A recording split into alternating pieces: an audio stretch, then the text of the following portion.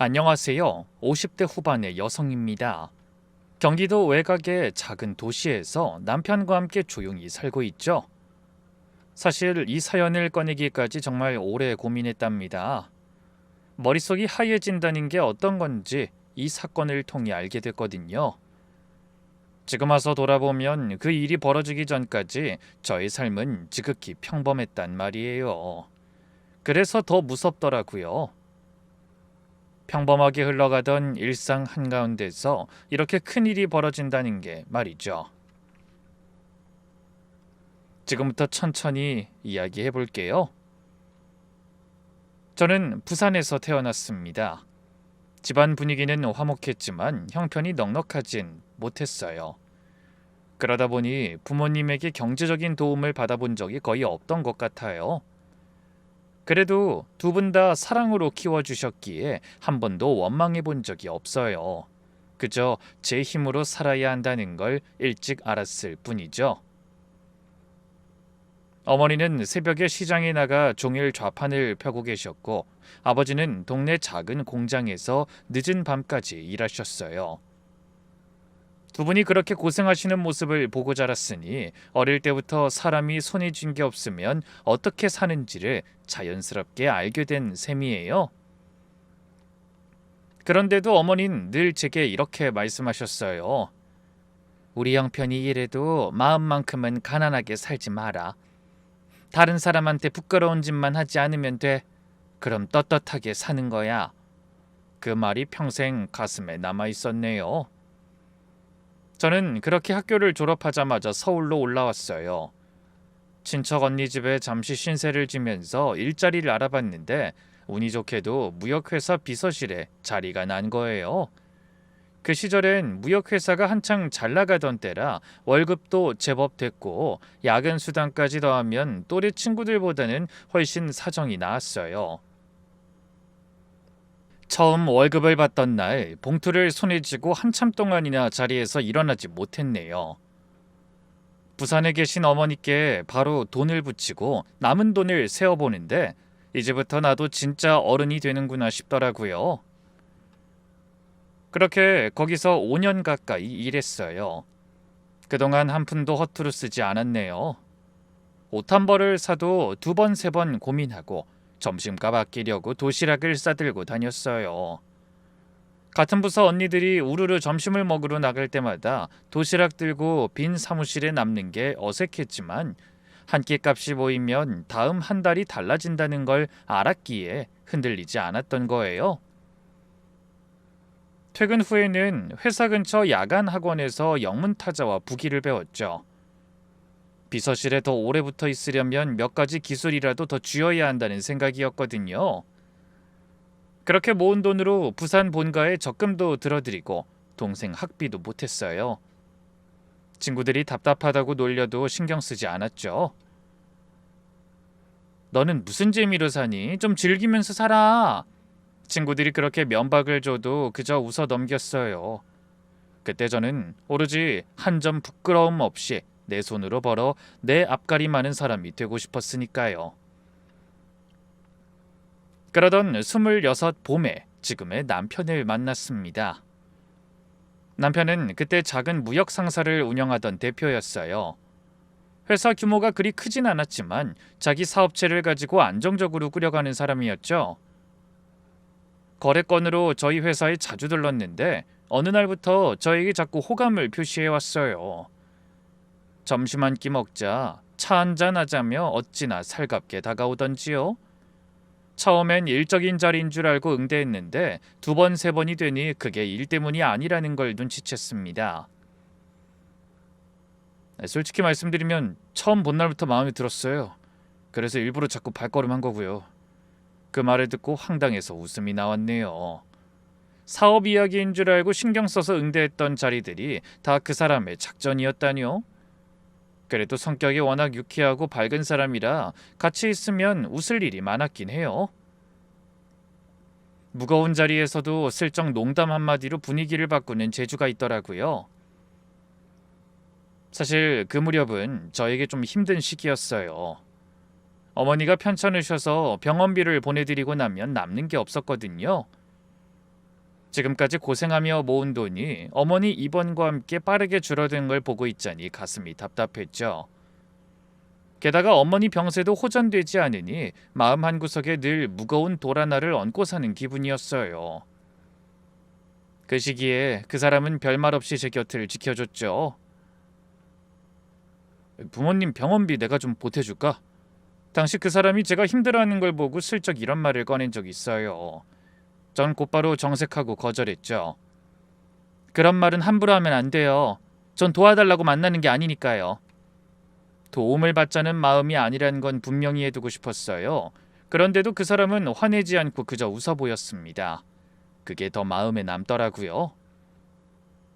아주 솔직히 말씀드리면 손쉽게 도와줄까라고 말할 수 있는 그 사람만의 안정감이 부럽기도 하고 좋기도 했어요.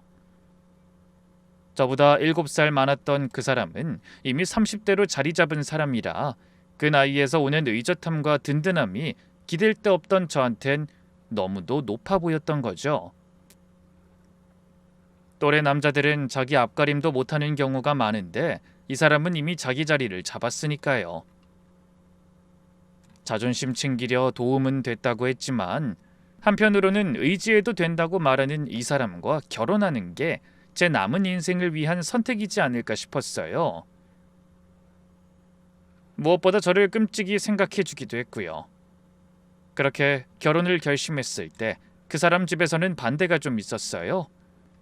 시어머니께서 며느리감 될 사람의 집안도 좀 보고 자라온 환경도 따져봐야 하는데 그 부분에서 남편과 너무 차이 난다고 하셨대요. 그 말을 전해 들었을 때 가슴이 한번 철렁했죠. 그때 처음으로 결혼이라는 게 두 사람만 좋아서 되는 일이 아니라는 걸 알았거든요. 집안 분위기, 자라온 환경, 그런 것들이 부부 사이에 두고두고 영향을 준다는 걸 말이에요. 그래도 남편이 고집한 덕에 결국 결혼식을 올리게 됐습니다. 물론 그 점이 참 미안했어요. 저 한 사람 때문에 부모 자식 사이가 어색해지는 게 영 마음에 걸렸거든요. 그래서 결혼한 뒤에도 그 차이를 메꾸려고 정말 많이 노력했어요. 집안 어른들 행사 한번 빠뜨리지 않았고 꾸준히 연락을 드렸어요. 모자란 부분이 보일까봐 늘 조심조심 살았죠. 그렇게 정성을 다하니 시간이 흐르면서 시댁 어른들도 차츰 마음을 여시더라고요. 결혼하고 얼마 지나지 않아 남편 사업이 본격적으로 풀리기 시작했어요. 거래처가 늘어나고 일이 잘 돌아가니 살림 형편이 빠르게 좋아졌죠. 그래도 저는 한동안은 회사를 계속 다녔어요. 손 놓고 노는 건 어색했거든요. 그쯤 저에게 일은 그저 돈을 버는 행위가 아니라 사람을 사람답게 만드는 자리였거든요. 그러다 결혼한 지 얼마 지나지 않아 딸을 가지게 됐습니다. 그런데 출산 후에 몸이 많이 안 좋아져서 그 길로 직장을 그만두고 전업주부가 됐어요.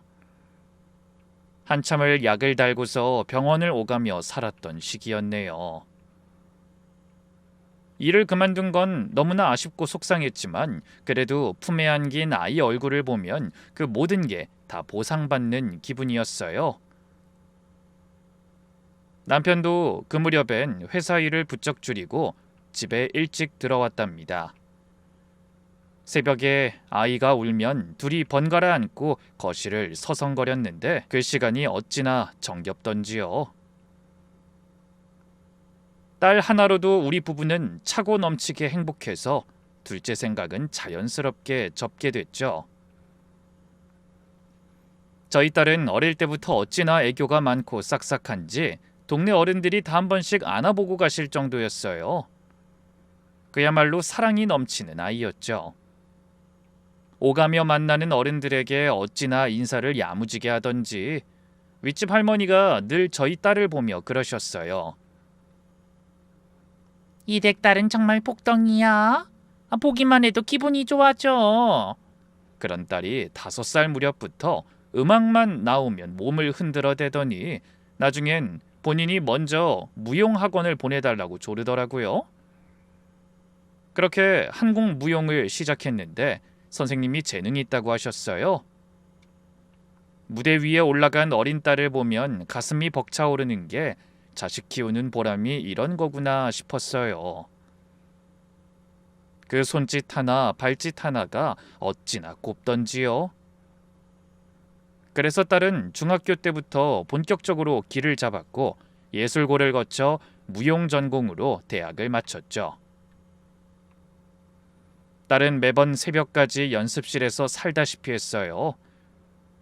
발이 부어서 신발을 못 신고 양말 차림으로 집에 들어오던 모습을 보면 가슴이 미어졌죠.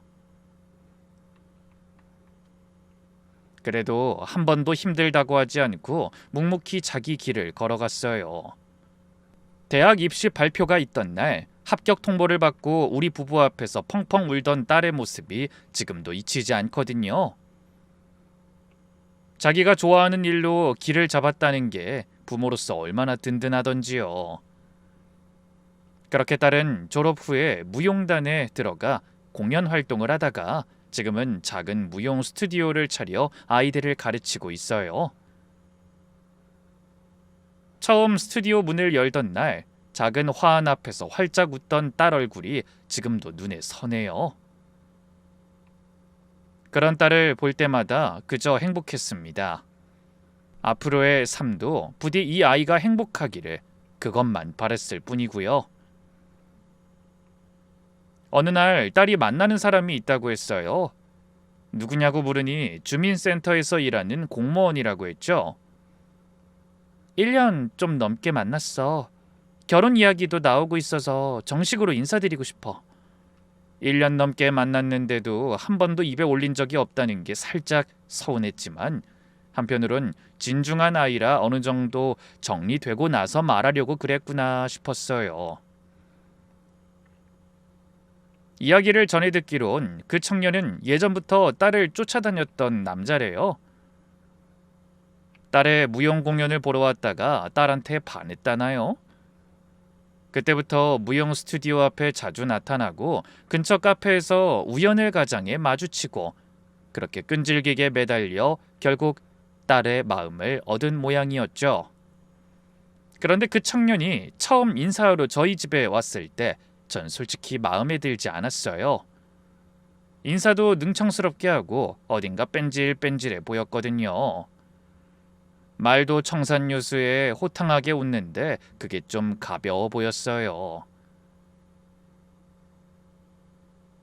남편은 그런 모습이 사람을 편하게 한다며 좋게 봤지만 이 사람이 너무 매끄러우면 어딘가 미덥지 않은 법 아니겠어요?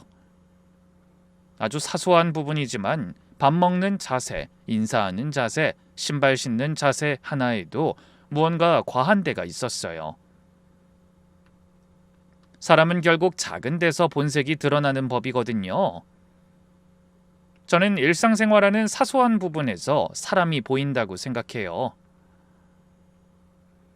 청년이 돌아간 이후에 이런저런 대화를 나누다 딸이 별일 아니라는 듯 이야기를 하나 흘렸어요. 엄마, 사실 민호가 나 쫓아다닐 때 다른 여자들도 몇 명 만나고 다녔대. 나랑 사귈 땐 아니긴 한데 그래도 그 와중에 연애를 했다는 게 웃기지. 근데 뭐 다 지난 일이니까. 순간 속에서 뜨거운 게 올라왔네요. 전 가벼운 사람은 딱 질색이거든요. 너 그게 말이 된다고 생각하니? 너 쫓아다니면서 다른 여자도 만났다는 게 그게 너한테 진심으로 구애해야 한 사람의 태도야? 아니 민호 말로는 다른 사람은 그냥 만나본 거고 결혼하고 싶은 사람은 나뿐이래. 그 사람들을 다 만나보니 내가 가장 낫다고 판단이 들어서 계속 쫓아다닌 거랬어. 그럼 괜찮지 않아? 딸은 그게 오히려 진심의 증거라고 받아들이는 눈치였어요. 어이가 없어 말이 나오지 않았네요. 그날 밤 잠자리에 누워 한참을 뒤척였어요. 마음에 드는 상대를 정해놓고 다른 여자도 만나고 다녔다는 게 어떻게 자랑스러운 진심이 될 수 있는 건지요? 그건 그저 그 청년이 사람을 가볍게 여긴다는 증거일 뿐인데 딸은 그걸 모르고 있었던 거예요. 결혼하고 싶은 여자는 따로 두고 다른 여자들로 시간 때운다는 게 어디 사람 할 짓인가 싶었네요. 더구나 그 사실을 떳떳하게 본인 입으로 딸에게 말한 것도 황당했고요. 남자가 한때 가볍게 살았다고 한데 결혼하고 싶은 여자한테 그걸 자랑처럼 풀어놓는 사람이 어딨겠어요? 전 그날부터 이 결혼을 절대 못 시키겠다고 마음을 먹었습니다. 딸에게 분명히 말했어요. 엄마는 민호 그 친구 절대 받아들일 수 없다. 결혼은 한순간 좋다고 하는 게 아니야. 평생을 같이 살 사람이라고. 딸은 한참을 설득하려 했지만 제가 마음을 굽히지 않으니 너무 민감한 거 아니냐며 대답했죠. 엄만 너무 옛날 사람이야. 요즘 세상에 그게 그렇게 큰 흠이 되나? 오히려 저를 시대에 뒤떨어진 사람 취급하는 게 더 속상했어요. 자식한테 그런 말을 들으니 실망스럽더라고요. 키운 보람이 무엇이길래. 결국 자식은 부모보다 자기가 좋아하는 사람 편을 들게 마련인가 싶었어요. 그 청년, 아니 민호도 그때부터 본격적으로 결혼 허락을 위해 움직였어요. 우리 부부한테 자주 안부 연락을 보내고 주말이면 뭔가를 사들고 집 앞까지 찾아오곤 했어요. 직접 들어오진 못하니 문 앞에 두고 가는 식이었고요. 그 사이 손편지를 써서 끼워두기도 했죠. 어떤 날은 길고 정성스러운 편지가, 어떤 날은 짧은 다짐 한 줄이 적혀 있었네요. 어떤 편지엔 이런 말이 적혀 있더라고요. 어머님 마음이 풀리실 때까지 저는 기다리겠습니다. 따님을 평생 행복하게 해드리는 일이 제 인생 목표예요. 그런 글귀를 보고 있자니 이 사람인지라 마음이 흔들리지 않을 수 없었어요. 부담을 주지 않으려고 일정한 거리를 두면서도 자기 마음은 분명히 보여주는 시기였죠. 그 모습이 어느 순간부터 미운정 고운정이 들기 시작했네요. 남편은 더 빨리 마음이 움직였어요. 여보, 사람이 저렇게까지 정성을 보이는데 한 번은 들어봐야 하지 않겠어? 그러던 어느 날 민호가 자기를 제대로 소개할 자리를 한 번만 달라고 했어요. 결국 집 거실로 들였죠. 그 자리에서 민호는 노트북을 꺼내 자기 자신을 소개하는 자료를 직접 만들어 보여줬네요. 자기가 어떤 사람인지, 앞으로 어떤 가정을 꾸리고 싶은지, 우리 딸과의 미래를 어떻게 그리고 있는지를 한 장 한 장 정리해 가져온 거예요. 신혼집 후보 동네 분석, 결혼 후 가게 운영 계획, 자녀 계획, 10년 뒤, 20년 뒤의 인생 그림까지 빼곡하게 적어왔더라고요. 그 정성에 마음이 무거워질 정도였어요. 우리 딸을 평생 행복하게 해주겠다는 약속을 그 자료 한 장 한 장에 풀어놓은 셈이었으니까요. 남편은 그걸 보더니 슬슬 허락하려는 게 보였죠. 여보, 아니 민호가 이렇게까지 하는데 애들이 서로 좋다는 걸 우리가 더 반대하면 쓰나? 저는 민호에게 마지막으로 확인하고 싶은 게 있다며 단도직입적으로 물었네요. 우리 딸한테 들었는데 딸아이를 만나고 싶다며 연락하는 와중에 다른 여자들 만나고 다녔다는 게 사실인가? 민호가 잠시 머뭇거리다 사실이라고 인정했어요. 그러면서 다 지난 일이고 지금은 오로지 우리 딸뿐이라고 했죠. 그때 일을 후회한다며 죄송하다고 했고요. 그래서 전 다음으로는 집안 이야기를 꺼냈어요. 결혼해보니 옛날에 시댁 어른들이 새 식구 집안 환경을 그렇게 따지셨던 이유가 다 있더라고요. 그래서 저도 이번엔 꼼꼼히 알아두고 싶었어요. 어떤 가정 환경에서 자랐고 부모님은 어떤 분들인지에 대해서 말이에요. 제 질문에 민호가 환하게 웃으며 답하더라고요. 아버지는 작은 사업을 오래 해오신 분이고 어머니는 평생 전업주부로 집안을 지키신 분이에요. 두 분 금슬이 어찌나 좋으신지 동네에서도 유명해요. 매일 저녁 식사는 꼭 같이 하시고 주말이면 두 분이 손잡고 산책 다니세요. 기념일이 아니어도 아버지가 종종 어머니께 꽃다발 선물하는 걸 종종 봤고요. 그런 부모님 밑에서 자란 게 저의 가장 큰 자랑이에요. 그 말을 듣고 있자니 마지막 경계심이 풀리는 게 느껴졌어요.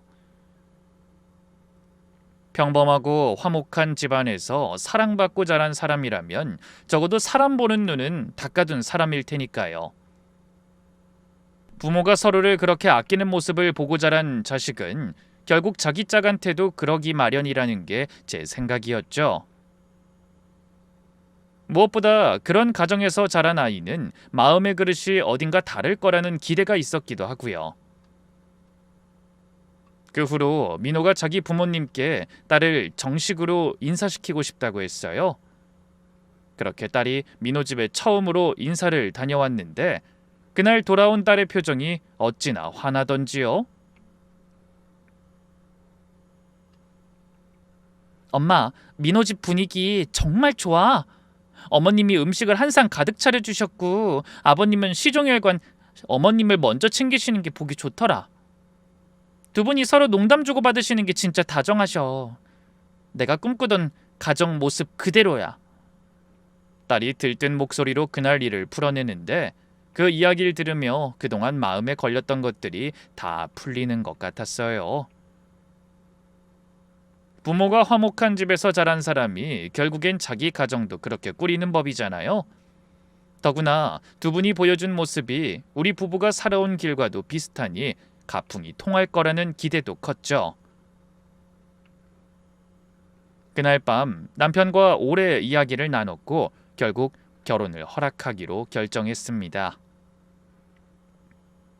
다음 날 딸한테 그 말을 전하자 어찌나 좋아하던지요. 딸이 어린아이처럼 폴짝 뛰며 좋아하던 모습이 지금도 눈에 선해요. 그날부터 딸은 본격적으로 결혼 준비에 들어갔어요. 식장을 알아보고 드레스를 골라보고 신혼집 동네를 두루 살피면서요. 그 모습을 보고 있자니 저도 함께 마음이 들떴네요. 한편으로는 딸이 시집 간다는 게 실감나기 시작해서 좀 허전하기도 했고요. 평생 곁에 있던 아이가 다른 집 사람이 된다는 게 어떤 기분인지 그제야 조금 알 것 같았죠. 딸이 드레스 가봉을 마치고 돌아온 날엔 같이 사진을 보면서 한참 웃다가 결국 눈물이 핑 돌더라고요. 시집 보내는 어미의 마음이라는 게 기쁨과 서운함이 한꺼번에 밀려오는 묘한 감정이라는 걸 알았네요. 딸이 한창 결혼 준비로 바빠지면서 저는 저대로 여유가 좀 더 생겼어요. 평생 살림만 하다 보니 뭔가 새로운 걸 배워보고 싶더라고요. 그래서 동네 문화센터에서 캘리그래피 강좌를 한다기에 등록했죠. 어릴 때부터 글씨 쓰는 일을 좋아했거든요. 학교 다닐 때도 친구들 책 표지에 이름 써주는 일을 도맡기도 했고요. 그래도 손에 붓을 쥐어본 게 얼마만인지 가늠이 안 됐어요. 그렇게 강좌를 듣는데 그 반에서 한 여자를 알게 됐습니다. 저보다 두어 살 위로 보였는데 어찌나 다정하고 친절한지요. 처음 간 날 자리도 잡아주고 붙잡는 법도 손수 알려줬죠. 이쪽 자리가 햇빛이 제일 좋아요. 처음 오신 분은 여기 앉으셔야 글씨가 잘 보여요. 수업이 끝나면 자연스레 같이 차를 마시고 다음 날엔 점심을 같이 먹고 그러다 보니 금세 가까워졌네요. 정숙이란 이름의 그 사람은 말투가 차분하고 사람을 대하는 자세가 흐트러지지 않는 분이었죠. 살아온 결이 좋은 사람이라는 게 한눈에 보이는 거예요. 옷차림은 수수했지만 결코 초라하지 않았고 머리도 단정하게 빗어넘긴 모습이 누가 봐도 곱게 자란 사람이었어요. 글씨를 쓰는 자세도 어쩜 그렇게 곧던지 평생 어떻게 살아왔는지를 그 한 자세에서 다 짐작할 수 있을 정도였죠. 한참을 어울리고 나서야 정숙 씨 사정을 조금 알게 됐어요. 어느 오후 같이 차를 마시는데 조심스럽게 말을 꺼내더라고요. 사실 전 지금 별거 중이에요. 혼자 산 지 몇 년 됐고요. 이혼 절차 이야기가 한참 오갔는데 그 충격이 너무 커서 우울증을 심하게 앓았어요. 약을 한참 먹다가 도저히 안 되겠다 싶어서 사람도 만나고 손도 움직여 보려고 여기 시작했어요. 가슴이 먹먹했어요. 저렇게 곱고 차분한 사람이 그동안 얼마나 마음고생을 했을까 싶어서 안타까웠죠. 아니, 무슨 일이 있었길래요? 말하기 힘드시면 하지 않아도 괜찮고요. 천천히 말씀드릴게요. 지금은 그냥 사람 곁에 있는 것만으로도 숨이 쉬어지는 것 같아요. 그 말이 어찌나 묵직하던지요. 어떤 사연인진 모르지만 함부로 캐묻지 말아야겠다고 마음먹었어요. 그날 이후로 정숙 씨를 더 자주 만났죠. 같이 산책도 하고 동네 단골 식당에도 데려가고 어떤 날은 우리 집으로 초대해 차를 마시기도 했고요. 정숙 씨도 마음을 많이 여는 게 느껴졌어요. 이렇게 누구랑 마음 편하게 차를 마셔본 게 정말 오랜만이에요. 저는 느지막한 나이에 친구 하나 새로 사귀게 된 것 같아 마음이 따뜻해졌죠. 그렇게 한 번씩 같이 동네 공원을 걷다가 벤치에 앉아 한참 말없이 햇볕을 쬐기도 했어요. 말이 없어도 어색하지 않은 사이라는 게 얼마나 귀한 일인지 그 나이가 되어서야 처음 알게 됐던 것 같아요. 그 무렵 문제가 생기기 시작했어요. 어느 날부터 민호가 자꾸 딸한테 경제적인 부분을 의논해 오기 시작한 거예요. 엄마, 민호가 그러는데 신혼집 보증금이 조금 모자란데 우리 쪽에서 좀 더 보태주면 안 되겠냐고. 신혼집을 반반으로 준비하기로 했는데 거기서 좀 부족해서 우리 쪽에서 내달라는 부탁이었죠. 처음엔 그러려니 했습니다. 그런데 며칠을 지나 딸이 또 미안한 얼굴을 하며 저에게 다가왔어요. 엄마, 이번엔 예식장 비용 일부도 우리가 좀 봐줘야 할 것 같아. 민호 아버님 사업이 한동안 어려운 상황이라네. 그때부터 마음이 좀 불편해지기 시작했네요. 시간이 갈수록 요구가 점점 늘어났거든요. 가전제품 비용도, 가구 비용도, 어느 날은 신혼여행 경비까지도 우리 쪽에서 부담해주면 안 되겠느냐는 말이 나왔어요. 그쪽 어머니가 직접 딸한테 전화해서 그러셨다는 이야기를 듣고는 더 황당했죠. 우리 쪽 형편이 좀 넉넉하지 못해서 미안해. 그렇지만 살면서 차차 나아질 테니까 신혼살림만 너희 쪽에서 다 챙겨주면 안 되겠니? 딸은 그런 부탁을 들을 때마다 저희에게 면목 없는 얼굴로 말했어요. 엄마, 나도 처음엔 한두 번이려니 했는데 점점 도가 지나치신 것 같아서 마음이 너무 무거워. 돈 들어가는 일 하나하나 다 우리한테 떠넘기시는 것 같아서. 나도 민호한테 한번 따져 물었더니 그 사람도 미안하다고는 하지 별말은 못하더라고. 자꾸 이런 식으로 은근슬쩍 요구하니까 나도 이게 맞나 싶네. 전 이제라도 말려야 하나 싶었어요. 처음부터 삐그덕대는 결혼 자체를 다시 생각해봐야 하는 건 아닌가 하는 생각까지 들었던 거죠. 그런데 또 한편으로는 그렇게나 어렵게 허락한 결혼인데 이제와 트집을 잡는 것처럼 보일까봐 말이 잘 나오지 않았습니다. 고민하다가 남편과 이야기를 나눴는데 남편은 이런 의견이더라고요. 사돈어른 사업이 잠깐 어려운 모양인데 도와줄 수 있는 건 도와주는 게 좋지 않겠어? 있는 사람이 더 부담하는 거지 뭐. 결혼하면 한 식구인데 너무 박하게 굴면 그쪽도 서운해할 거야. 우리 쪽이 여유로우니 그냥 도와주자. 남편은 너그러운 사람이라 그쪽 입장을 자꾸 헤아리려고 했죠. 그런데 이런 상황에선 그 너그러움이 답답하게 느껴졌네요. 사람이 처음 보는 자리에선 다 좋게 보이는 법인데 막상 일이 시작되니 그 집의 진짜 모습이 슬슬 드러나는 것 같았거든요. 민호가 처음에 저희에게 미래 비전을 이야기할 땐 결혼 준비가 다 되어 있다더니 막상 뚜껑 열리니까 달라진 거잖아요. 밤마다 잠이 잘 오지 않았어요.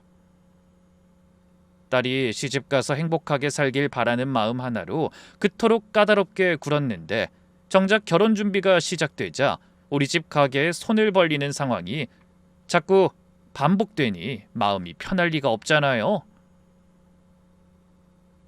시작부터 이렇게 마음이 무거우니 앞으로의 살림은 어떨지 답답했어요. 이번엔 저희가 도와준다고 해도 함께 생활하면서 딸이 또 다른 어려움을 느끼진 않을까, 경제적으로 힘든 상황이 있진 않을까 걱정됐어요. 저는 딸이 그런 걱정을 하지 않도록 여태 정말 열심히 노력했거든요. 한 번씩 거실에 앉아 가만히 창밖을 보면서 생각했죠. 어쩌면 처음 마음에 들지 않았던 그 느낌이 맞았던 게 아닐까 하고요. 그래서 일단은 지켜보기로 마음을 다잡았어요. 적어도 결혼식 전까지는 큰 잡음 없이 잘 마무리되길 바라는 마음으로요. 딸의 행복을 빌면서 동시에 마음 한구석에 자꾸 자라나는 의심도 어떻게든 잠재우려고 했어요. 그러던 차에 기다리던 양가 상견례 자리가 잡혔다는 연락을 받게 됐어요. 사돈 어른께서 직접 자리를 마련하겠다고 했다더라고요. 결혼 준비로 자꾸만 어수선해지던 분위기가 그 자리에서 한번 정리되길 바랬죠. 두 집안이 마주 앉아 서로의 사람됨을 확인하는 자리이니 그동안 마음에 걸렸던 것들도 풀릴 수 있지 않을까 싶어 슬쩍 기대도 했고요. 상견례를 얼마 앞둔 어느 날이었어요. 캘리그래피 수업이 끝나고 정숙 씨와 둘이 점심을 먹으러 동네 거리를 걷고 있었죠. 그날따라 정숙 씨는 평소보다 더 차분해 보였고 둘이서 두런두런 이야기를 나누며 걷고 있었어요. 햇볕이 따스하게 내리쬐는 길을 나란히 걸으며 다음 수업에선 어떤 글귀를 써볼지 의논하던 참이었습니다. 그런데 길 건너편 카페 앞에 딸과 민호가 서서 이야기를 나누는 게 보였어요. 반가운 마음에 정숙 씨한테 저기 있는 게 우리 딸과 예비 사위라고 말하며 인사하러 다가가려고 했어요. 그런데 그 순간이었어요. 정숙 씨가 갑자기 얼굴이 새파랗게 질리더니 발걸음을 돌리는 거예요. 어느새 얼굴엔 핏기가 사라진 모습이었어요. 정숙 씨, 왜 그러세요? 그냥 저희 딸 인사 좀 시켜드리려는 거예요. 손을 뻗어 팔을 잡아 세웠는데 정숙 씨가 제 손을 단호하게 풀어내며 말하더라고요. 오늘은 먼저 가봐야겠어요. 죄송해요. 더 붙잡을 수 없을 만큼 완강해서 어쩔 수 없이 그대로 보내드렸어요. 그 자리에 잠시 멍하니 서 있다가 길 건너로 시선을 돌렸죠. 잠시 후 우리 딸과 민호가 저를 봤는지 길을 건너 다가왔습니다. 엄마, 누구랑 같이 있었어? 일행 있던 것 같은데? 딸이 가볍게 묻기에 잠시 망설이다 캘리그래피 수업에서 만난 친구분이라고 답했어요. 그러면서 민호 쪽을 슬쩍 봤어요. 그 친구도 우리 쪽을 분명히 봤거든요. 정숙 씨는 그간 저희 딸에 대한 이야기를 많이 들었으니 그것 때문에 피한 것 같진 않았어요. 그렇다면 아마도 민호를 보고 피한 건 아닐까 했던 거죠. 민호는 평소처럼 환한 미소를 띠고 있는데 어쩐지 그 순간 더 묘하게 다가왔어요. 민호야, 혹시 나랑 있던 아주머니 너랑 아는 분이니? 조심스럽게 물어봤는데 민호가 고개를 갸웃하며 답하더라고요. 글쎄요, 처음 뵙는 분 같은데요. 사람을 잘못 보신 거 아닐까요? 처음 봤다니 더는 할 말이 없었죠. 다만 집에 돌아와서도 그 장면이 자꾸만 머릿속을 맴돌았네요. 정숙 씨의 얼굴은 우리 딸을 본 게 아니라 분명 민호를 본 것 같았거든요. 며칠 후 캘리그래피 수업에서 정숙 씨를 다시 만났어요. 평소처럼 자리에 앉아 인사를 나누는데 정숙 씨가 그날따라 자꾸 묘한 질문을 던지더라고요. 따님이 곧 결혼한다고 하셨죠? 그 날짜는 언제로 잡으셨어요? 상견례는 하셨어요? 그 집안 사람들은 어떤 분들이세요? 믿을 만한 사람들이긴 한가요? 처음엔 그저 친구의 안부를 묻는 거로 받아들였는데 질문이 너무 구체적이고 집요한 거예요. 사돈댁 사람들이 어떤 일을 하시는지, 어디서 살고 있는지 이런 개인적인 질문을 하니까요. 평소엔 그런 사적인 이야기를 잘 묻지 않던 사람이라 더 이상하게 느껴졌네요. 더구나 그날따라 정숙 씨 손에 든 붓이 자꾸 떨리는 게 눈에 띄었어요. 그건 마치 무언가를 알아내려고 애쓰는 사람의 모습이었습니다. 이상한 일이 한꺼번에 자꾸 겹치니 머리가 복잡해졌어요. 지난번 길에서 본 그 일도, 오늘 이 자리에서 받는 질문도 도무지 이해할 수 없는 상황이었거든요. 정숙 씨가 어떤 사정이 있는지는 모르지만 사돈댁 식구들에 대해 자세히 캐묻는 건 분명 선을 넘은 일이었어요. 그래서 그날 집에 돌아오는 길에 마음을 정했어요. 이젠 정숙 씨와 잠시 거리를 두기로요. 좋은 분인 건 알지만 영문 모를 일이 자꾸 생기는 건 부담스러웠거든요. 단번에 인연을 끊겠다는 건 아니고 일단 결혼식이 끝날 때까지만이라도 자주 보지 않기로 했죠.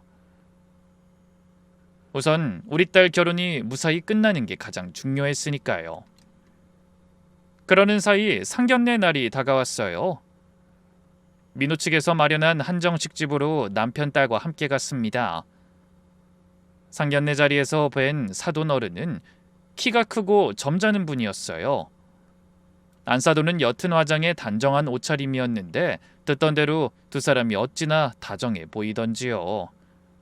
마주 앉았는데도 사돈이 안사돈 잔에 물을 따라주고 음식이 나오면 안사돈 접시에 가장 먼저 덜어주더라고요. 안사돈은 그런 남편을 보며 환하게 웃었고요. 사돈 될 사람 입장에선 보기 좋은 광경이었습니다. 첫인상은 그렇게 흠잡을 데 없이 다정한 부부였어요. 두 사람은 식사 내내 가족 사랑이 가장 중요하다고 거듭 강조했어요. 집안에 사랑만 있다면 다른 건 다 따라온답니다. 우리는 결혼하고 한 번도 큰 소리 내본 적이 없어요. 매일 저녁이면 부부가 마주 앉아 차 한잔하는 게 우리 집 유일한 규칙이에요. 그게 우리 부부 금슬의 비결이랄까요? 민호도 옆에서 부모님이 자기의 가장 큰 자랑이라며 환하게 웃었어요. 저는 부모님처럼 사는 게 평생의 꿈이에요. 그렇게 살 자신도 있고요. 그런데 그런 이야기를 계속 앉아 듣고 있자니 이 화목하다는 말이 점점 귀에 걸리더라고요. 처음 인사 자리에서 이렇게까지 가족 사랑을 강조해야 할 일인가 싶었거든요. 사람이 정말 자랑할 만한 일이라면 굳이 말로 풀어내지 않아도 자연스럽게 묻어나오는 법이잖아요. 굳이 강조한다는 건 어딘가 그 반대로 살고 있다는 신호일 수도 있다는 생각이 문득 들었습니다. 처음엔 스스로 생각하기에도 제가 너무 삐딱하게 생각하나, 그간의 일 때문에 너무 날이 서 있나 싶기도 했어요. 그런데 식사가 이어지면서 정말로 어딘가 조금씩 어색한 구석이 보이기 시작했어요. 마주 앉아 이야기를 나누는데 안사돈이 자꾸 사돈 쪽을 흘끔거리는 거예요. 무슨 말을 할 때마다 사돈 눈치를 보고 사돈이 끝까지 말을 받아주면 그제야 안심하는 듯한 표정을 짓더라고요. 부부 금슬이 좋아서 그런 거라기보다는 마치 조심스러움처럼 보였어요. 마치 어디까지 말해도 되는지 확인하려는 듯한 눈빛처럼요. 그것뿐만이 아니었어요. 사돈 어른이 민호 어릴 적 이야기를 꺼냈는데 정작 안사돈이 그 이야기를 전혀 모르는 눈치더라고요. 사돈이 민호가 어릴 때 어떤 큰일을 겪었는지를 한참 풀어냈는데 안사돈은 옆에서 계속 어색하게 웃기만 하며 끼어들지 못했어요. 자기 아들 이야기인데도 처음 듣는 사람처럼 가만히 듣고만 있는 거예요. 보통 어머니들은 그런 큰일을 겪었으면 그때를 회상하며 옆에서 한마디라도 보탤 것 같은데 말이죠. 그래서 한참 듣고 있다가 모르는 척하고 슬쩍 물어봤죠. 민호 어버님은 그때 어떠셨어요? 많이 놀라셨겠어요? 그러자 안사돈은 두루뭉술하게 버벅거리다가 결국 말끝을 흐렸어요. 그런데 그때마다 사돈이 옆에서 슬쩍 받아주더라고요. 우리 집사람이 워낙 기억력이 안 좋아서요. 이 사람이 나이가 들면 다 그런 법이죠. 그리고 민호가 그 일을 겪었을 땐 저 혼자 옆에 있던지라 잘 모를 겁니다. 그렇게 웃어넘기는데 이런 이야기가 몇 번 정도 더 있었어요. 한두 번이야 그러려니 하겠지만 자식의 어린 시절을 자꾸 까먹거나 잘 모른다는 게 쉽게 이해되지 않는 일이었죠. 어떤 어머니가 아들의 큰일을 그렇게 깨끗이 잊을 수 있단 말인가요? 그러다 이야기가 결혼관 쪽으로 흘러갔어요. 사돈 어른이 술에 취해서 한마디 하더라고요.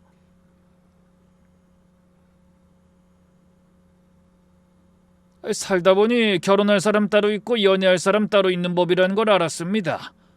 젊을 때 많은 사람 만나봐야 보는 눈이 생기는 거지요. 한 사람만 만나보고 살면 답답해서 어떻게 살겠어요?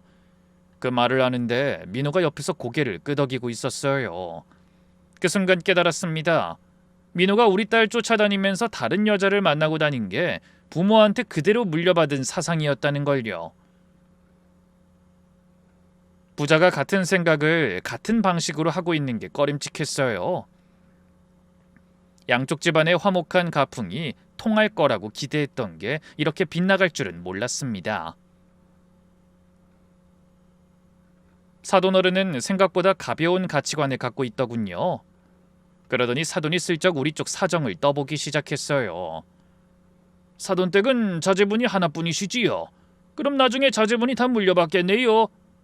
안사돈도 이제야 관심 있는 주제가 나왔는지 신난 얼굴로 옆에서 거들었어요. 저희 바깥 양반도 사업이 잘 풀렸는데 요즘 마침 상황이 안 좋아서요. 그래도 사돈댁이 이렇게 든든하니 좋네요. 분명히 웃으며 하는 말이었지만 그 말이 자꾸 귀에 걸렸어요. 처음 만난 자리에서 경제적인 부분을 이야기하는 게 좀 찜찜하더라고요. 남편이 무역업을 한다는 얘기를 듣더니 사돈이 더 적극적으로 관심을 보이기도 했죠. 거래처는 어디인지, 회사 규모는 어느 정도인지, 직원은 몇이나 두고 있는지를 자연스러운 듯 자연스럽지 않게 물어왔어요. 그래서 식사가 끝나갈 무렵엔 체할 것 같은 느낌이었어요. 2시간 동안의 만남에서 마음에 걸리는 게 너무 많아 머리가 복잡했습니다. 한두 가지면 그러려니 하겠는데 모든 게 한 방향을 가리키고 있다는 느낌이 들었어요. 그렇게 저 혼자만 다사다난했던 상견례가 끝나고 식당 앞에서 인사를 나눴어요. 안사돈이 제 손을 잡으며 곧 또 뵙겠다고 환하게 웃었죠. 사부인, 우리 자주 만나요. 곧 한 가족이 될 테니까요. 다정한 그 말도 어쩐지 마음을 가라앉히지 못했어요. 안사돈의 손에서 어딘가 묘하게 차가운 기운이 느껴졌거든요. 차로 돌아오는 길에 남편한테 어땠느냐고 물었더니 그쪽 집안이 사이가 아주 좋아 보인다며 마음에 든다고 했고요. 딸도 같은 말을 했어요. 두 분 다 너무 다정하고 멋지지 않아? 민호도 분명 가정적일 거야. 다들 저와는 생각이 반대더라고요. 저는 하나하나 다 걸렸는데 두 사람은 그저 좋은 게 좋은 거다라는 식으로 생각하는 것 같았어요. 제 입장에선 좀 답답했지만 남편과 딸이 다 좋다고 하니 제가 너무 까다로운가 싶어 입을 다물었네요. 결혼 막바지까지 와서 또 어머니가 괜한 트집을 잡는다는 소리를 듣고 싶지 않았던 거죠. 그렇게 도로를 한 30분쯤 달렸을까요? 남편이 백미러를 자꾸 흘끔거리는 게 보였어요. 여보, 왜 그래? 뭐 보이는 거 있어? 아이, 식당 나설 때부터 까만 세단한 데가 우리 뒤를 따라오는 것 같아. 뭐지? 미행하는 것도 아니고. 처음엔 우연이겠거니 했어요. 그런데 우리가 잠시 마트에 들렀다 다시 출발했는데도 그 차가 여전히 뒤에 붙어 있는 거예요. 남편이 일부러 속도를 줄였다 높였다 해봐도 그대로였어요. 차선을 바꿔도 따라서 차선을 바꾸더라고요. 그때부터 등골이 서늘해졌어요. 뒷자리에 앉은 딸도 불안한 듯 계속 뒤를 돌아보더라고요. 우리 차를 누군가 따라온다는 게 이해도 안 되고 무섭기도 해서 정신이 없었어요. 보통 일이 아니라는 걸 우리 모두가 직감하고 있었죠. 그런데 다른 일도 아니고 상견례가 끝나고 돌아오는 길에 도대체 누가 우리를 따라올까 싶어서 선뜻 움직이지 못했어요. 처음엔 사기꾼이나 노상 강도가 아닐까 싶기도 했고 혹시 누군가 우리한테 원한을 품은 사람이 있나 머리를 굴려봤지만 짐작이 가지 않았어요. 결국 안 되겠다 싶었던 남편이 한적한 갓길로 차를 세우자 그 까만 세단도 한 10m 뒤에 따라섰어요. 운전석 문은 열리지 않았고요. 따라온 차에서 내리지 않는 게 더 묘했죠. 무슨 사정이 있는 게 분명했어요. 저는 남편과 같이 차에서 내려 그 차 쪽으로 걸어갔어요. 운전석 창문은 새카만 썬팅이 되어 있어서 안이 전혀 보이지 않았습니다. 가까이 다가가 창문을 두드리려는데 손이 떨리는 거예요. 무슨 일이 벌어지려는 건지 가늠도 되지 않았네요. 저기요, 할 말 있으면 문 열어봐요. 우리가 뭐 잘못한 거 있어요? 큰 소리로 외쳤어요. 잠시 정적이 흐르고 안에서 누군가 흐느끼는 소리가 새어나왔어요. 그리고 창문이 열리면서 작은 목소리가 들렸죠. 사돈, 죄송해요. 그 호칭에 그 자리에 굳어버렸네요. 사돈이란 말이 어떻게 그 안에서 흘러나올 수 있는 건지 한순간 머리가 새하얘졌어요. 떨리는 손으로 운전자석 문을 열었습니다. 그리고 운전석에 앉은 사람을 본 순간 저는 입을 틀어막았어요. 바로 정숙 씨가 거기 앉아 있었거든요. 화장기 하나 없는 얼굴에 눈이 퉁퉁 부어 있었고 손에는 구겨진 손수건을 쥐고 있더라고요. 평소에 단정하던 그 모습은 온데간데 없고 마치 며칠을 잠 못 잔 사람처럼 초췌했어요.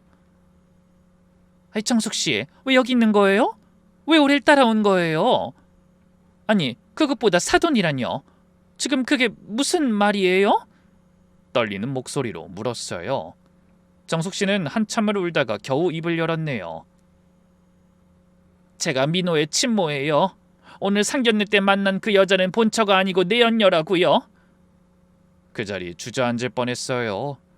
도로 한복판에서 다리에 힘이 풀려 남편이 옆에서 부축해줬습니다. 제 이야기를 통해 전부터 정숙 씨를 알고 있던 남편도 얼굴이 새파랗게 질려 있었어요. 무슨 일이 벌어지고 있는 건지 도무지 정리가 되지 않았습니다. 정숙 씨가 사돈이고 사돈이 정숙 씨라니 그런 일이 저에게 일어났다는 게 믿어지지 않았어요. 남편이 정숙 씨를 우리 차에 모셨고 우리는 근처 카페로 자리를 옮겼어요. 카페 한쪽 구석자리에 앉아 따뜻한 차 한 잔을 손에 쥐어주자 정숙 씨가 천천히 이야기를 풀어냈습니다. 한참 동안 손에 든 컵을 떨며 입을 떼지 못하다 이윽고 말을 꺼내기 시작했네요. 저는 그 사람의 본처였어요. 민호는 우리 두 사람 사이에서 태어난 아들이고요. 그 말을 듣는 순간 머릿속이 다시 한번 흔들렸어요. 정말 정숙 씨가 사돈의 본처였다니. 5년 전쯤이었어요. 그 사람이 다른 여자를 만나기 시작했어요. 그 사람이 오늘 상견례 자리에 나와 어머니인 척했던 여자였고요. 듣자 하니 사돈에겐 새로운 여자가 생겼고 어느 날 일방적으로 정숙 씨를 집에서 내쫓았대요. 그리고선 이혼을 요구했다고 했네요. 하루아침에 집에서 쫓겨나게 생긴 정숙 씨는 너무 억울했겠죠. 저는 잘못한 게 하나도 없는데 왜 제가 쫓겨나야 하는지 모르겠더라고요. 그 사람은 경제적으로 풍족한 편이었고 저는 그간 살림만 했다는 이유로 한순간에 집에서 쫓겨나도 되는 존재가 된 게 너무 억울했어요. 그래서 이혼만은 못 해주겠다고 버티고 있었죠. 그런데 더 가슴 아픈 건 그 다음이었어요. 그런데 생각지도 못하게 민호까지 자기 아버지 편을 드는 거예요. 그 여자가 워낙 살갑게 잘해준 모양이더라고요. 아들이 저한테 그랬어요. 자기는 사랑을 찾아 떠난 아버지를 이해한다고요. 결혼해서 매여 사는 것보다 사랑을 따라 사는 게 더 사람답다고요. 그렇게 민호는 저에게서 등을 돌렸어요. 평생 사랑으로 애지중지 키웠던 아들인데 그 순간엔 지 아비를 꼭 닮았더군요. 오늘 상견례 자리에서도 분명 새어머니가 아니라 친어머니처럼 굴었을 텐데 그 생각을 하면 피가 거꾸로 솟는 기분이더군요. 가슴이 먹먹했습니다. 자식한테 그런 말을 들은 어머니의 심정이 어땠을지 짐작도 가지 않았거든요. 정숙 씨는 결국 그 배신감에 집을 나와 혼자 살게 된 거예요. 작은 원룸을 얻어 살림을 옮기고 한동안 그 누구와도 만나지 않고 약의 의지에 견뎠다고 했네요. 마음이 차츰 가라앉기 시작할 무렵 캘리그래피를 시작했고 거기서 절 우연히 만났던 거고요. 그러다 제가 딸이 결혼한다는 이야기를 했고 신랑 이름과 사는 곳을 듣고서 그제야 모든 걸 알게 됐다고 합니다. 길 건너편에서 우리 아들을 본 순간 전 그 자리에 서 있을 수가 없었어요. 남편과 아들이 또 한 사람 인생을 망치려는 게 보이니까요. 그게 너무 걱정돼서 결국 상견례 자리까지 따라온 거예요. 그러다 식당 근처에서 나오시는 걸 보고 저도 모르게 따라왔던 거고요. 어떻게든 이 일에서 빠져나오시게 해드리고 싶었어요. 마지막으로 한마디 덧붙였어요. 그 집안은 절대 믿지 마세요. 우리 아들에겐 정말 미안하지만 따님 인생을 위해서라도 이 결혼은 꼭 막으셔야 해요. 그 말을 듣고 있는 동안 가슴이 한 번씩 무너져 내리는 기분이었네요. 집에 돌아온 그날 밤 우리 집 거실에는 무거운 침묵이 흘렀어요. 그 자리에서 모든 사실을 함께 들었던 딸은 충격이 이만저만이 아니었네요. 자기가 사랑한다고 믿었던 사람이 사실은 어머니를 등진 사람이었고 여태껏 다정하게 굴어준 시어머니가 본처를 내쫓은 내연녀였다는 사실 앞에서 어찌해야 할 바를 모르는 것 같더라고요. 한참을 울던 딸이 결국 민호에게 전화를 걸었어요. 지금 당장 우리 집으로 와. 얘기 좀 해. 목소린 차분했지만 그 차분함 속에 칼날 같은 게 들어있었죠. 민호가 도착하자 딸이 떨리는 목소리로 물었습니다. 오늘 상견례에 나온 분 친어머니 아니지? 민호는 잠시 침묵하더니 결국 사실이라고 했어요. 알았구나. 미리 말 못한 건 정말 미안해. 부모님이 워낙 사이가 좋으셔서 굳이 옛날 일을 꺼낼 필요가 없다고 생각했어. 부모님? 아직 이혼도 안 하셨다며. 그럼 친어머니는? 너 친어머니랑 연락은 하고 살아? 민호가 잠시 말을 멈췄어요. 그리고 한참 후에 입을 열더라고요. 솔직히 말할게. 난 우리 아버지 선택을 이해해. 친어머니는 나를 사랑으로 키워주셨지만 너무 따분하고 옛날 사람 같은 면이 있어. 지금까지 살림만 하셔서 세상 물정 모르는 분이라 아버지도 답답해하셨거든. 그에 반해 새어머니는 활달하고 사람을 즐겁게 해주시는 분이야. 내조를 잘해주시다 보니 아버지 사업도 도움을 많이 받았어. 결국 더 나은 앞날을 위해서는 어쩔 수 없는 선택이었던 거지. 나도 그래서 친어머니보다 새어머니 편을 들었던 거고. 그런 말을 아무렇지 않게 하고 있는 민호 얼굴을 보고 있자니 딸도 그제야 정신이 번쩍 든 모양이었어요. 그동안 화려한 말로 자기를 포장해왔던 사람이 본색을 드러내는 순간이었거든요. 딸이 자리에서 일어서며 말했습니다. 너 그런 생각과 가치관으로 나한테 결혼해서 같이 늙어가자고 한 거야? 더 나은 앞날을 위해서라면 나도 언제든 갈아치울 사람이었네. 우리 친정이 어느 정도 사니까 골라 잡았던 거고. 민호가 당황한 얼굴로 변명하려 했지만 딸은 더 이상 듣지 않았어요. 이 결혼 없던 일로 해. 2번 다시 내 앞에 나타나지 마. 그 자리에서 파혼을 선언했습니다. 옆에서 지켜보는데 가슴이 한 번에 뻥 뚫리는 기분이었네요. 우리 딸이 그래도 결단력이 있구나 싶어 한편으로 안심도 됐고요. 민호는 그 자리에서 한참을 매달렸어요. 자기가 잘못했다고 다시 한번 기회를 달라고 빌었지만 저희는 끝내 흔들리지 않았죠. 그동안 받았던 편지며 선물이며 모두 한 봉투에 넣어 민호 손에 쥐어주고 현관문을 닫았네요. 그 봉투를 받아들고 잠시 멍하니 서 있던 민호의 얼굴이 지금도 가끔 떠오르기도 하네요. 며칠 후 안싸돈, 아니 그 내연녀로부터 직접 전화가 왔어요. 다짜고짜 저희에게 너무하는 거 아니냐며 따져 묻더라고요. 사부인, 어떻게 사람이 이렇게 매정하게 등을 돌릴 수 있어요? 상견례까지 하고서 이러는 건 너무 경우 없는 일 아닌가요? 대꾸하지 않고 가만히 듣고만 있었어요. 그러더니 슬쩍 본색을 드러내기 시작하더라고요. 저희 집 사정 말고 사실 진짜 이유가 있는 거죠? 혹시 우리 집 사업이 잠깐 어려운 거 가지고 이렇게 등 돌리는 건 아닌가요? 아니 며느리 들어와서 집안 사업 좀 같이 일으켜보자고 한 게 그렇게 큰 죄예요?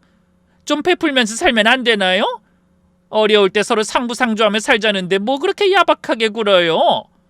그 말을 듣는 순간 모든 게 분명해졌네요. 그 집안이 우리 딸을 며느리로 삼으려 하는 건 우리 집안의 경제력 때문이었던 겁니다. 사돈 사업 메우려고 우리 집 자금을 끌어다 쓸 작정이었던 거고요.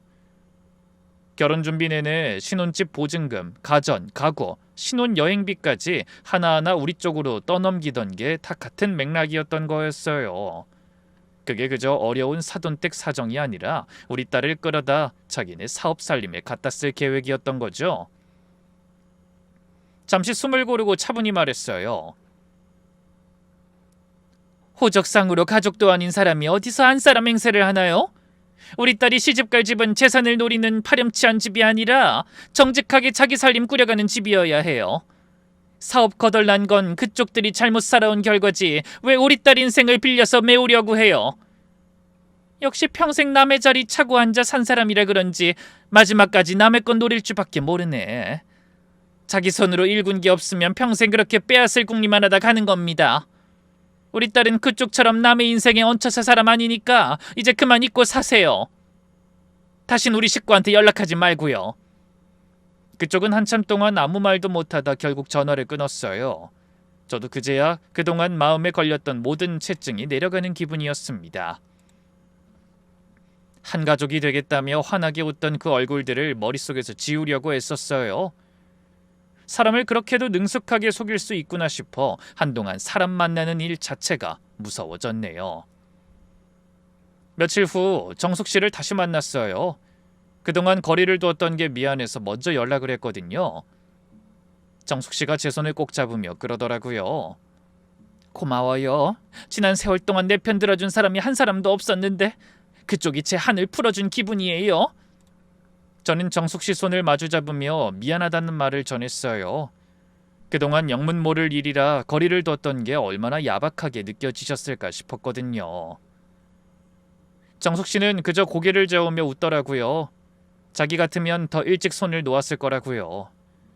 그 자리에서 한참 이야기를 나누는 동안 가슴 한구석에 묵직하게 자리 잡았던 것들이 조금씩 가벼워지는 게 느껴졌네요. 친구로 만난 인연이 사돈이 될 뻔한 인연으로 뒤집혔다가 다시 친구로 돌아오는 그 묘한 길을 함께 걸어온 셈이었어요. 만약 결혼식까지 치르고 알았다면 우리 딸 인생이 어떻게 됐을지 생각만 해도 아찔했어요. 그래도 이제라도 알게 돼서 정말 다행이라는 생각이 들었죠. 정숙 씨가 그날 우리 차를 따라와 주지 않았다면 우리는 영영 진실을 모른 채 결혼식까지 갔을 테니까요. 그 일이 있고 1년 반쯤 지났어요. 정숙 씨는 결국 정식으로 이혼 절차를 마쳤다고 하더라고요. 위자료가 크진 않았지만 그저 그 굴레에서 벗어난 것만으로도 살 것 같다고 했어요.